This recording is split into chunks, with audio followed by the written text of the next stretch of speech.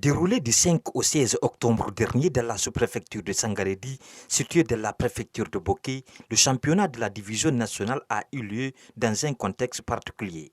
Au terme de cette compétition, l'AS Mineur de Sangaredi et l'Union Club de Cancan sont les clubs promus à Ligue 2. Un bilan satisfaisant pour le président de la Ligue guinéenne de football amateur.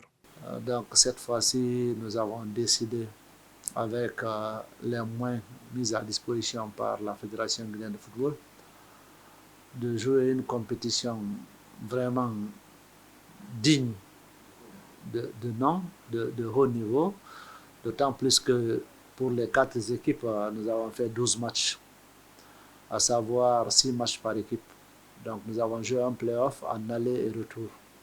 Donc, ce qui a fait que nous avons compétit pour 6 journées, parce qu'il y avait 2 matchs par jour. Donc nous avons été vraiment très satisfaits du niveau des clubs qui étaient en compétition. La tenue de cette compétition ne s'est pas passée sans difficulté, selon Tcherno Abdoulaïba. Le problème primordial d'abord, c'est l'hébergement.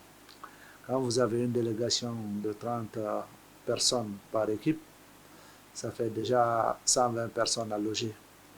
Et c'est des gens qui n'étaient pas tous dans les meilleures conditions, il faut le dire, parce qu'ils n'étaient pas logés dans des hôtels. La Ligue guinéenne de football amateur annonce de nouvelles perspectives pour la nouvelle saison.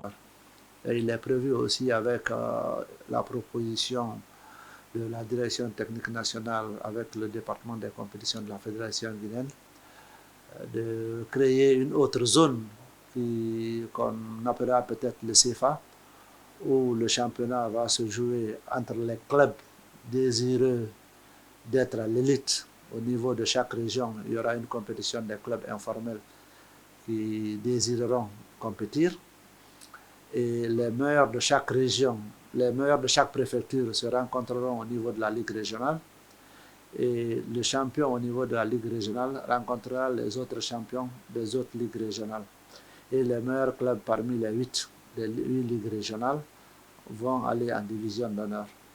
Le président de l'instance dirigeante du football amateur invite l'État et les personnes de bonne volonté d'accompagner le football amateur.